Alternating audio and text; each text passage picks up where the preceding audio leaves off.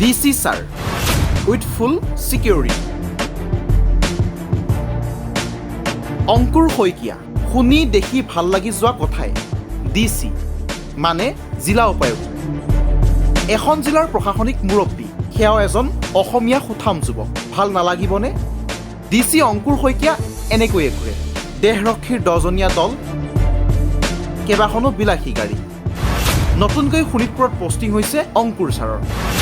sir থানালৈ আহিছে শাৰী পাতি আৰক্ষীয়ে কিবা কিবি সুধিছেও সাংবাদিকৰো উৎসুকতা অসমীয়া ল'ৰা ডাঙৰ পোষ্টত নাম কি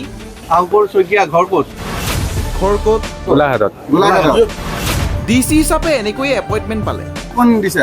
ছাৰ মেলত আহিছিলে এখন তাকে কোনে দিছে ডিচি হিচাপে ছাৰ এইটো ক'ৰ পৰা আহিছেতো নাজানো মেইলত DC হিচাপে এপইণ্টমেণ্ট নাই আচলতে কথাবোৰ তেনেকুৱা নহয় এওৰ নাম অংকুৰ শইকীয়া সেইটো হয় ঘৰ গোলাঘাটত সেইটোও হয় কিন্তু এই যে DC হৈ ঘূৰিছে সেইটোহে নহয় এও আচলতে ভুৱা উপায়ুক্ত তেজপুৰত নিজকে উপায়ুক্ত বুলি পৰিচয় দি ঘূৰি ফুৰিছিল এইজন যুৱক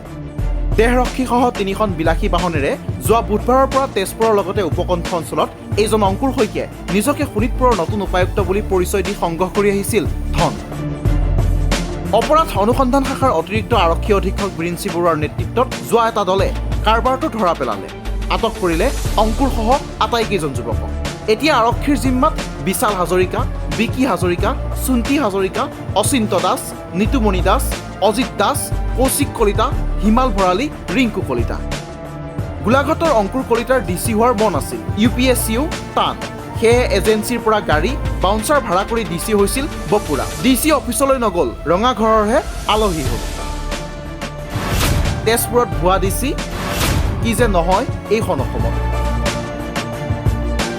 ব্যুৰো ৰিপৰ্ট দ্য #অসম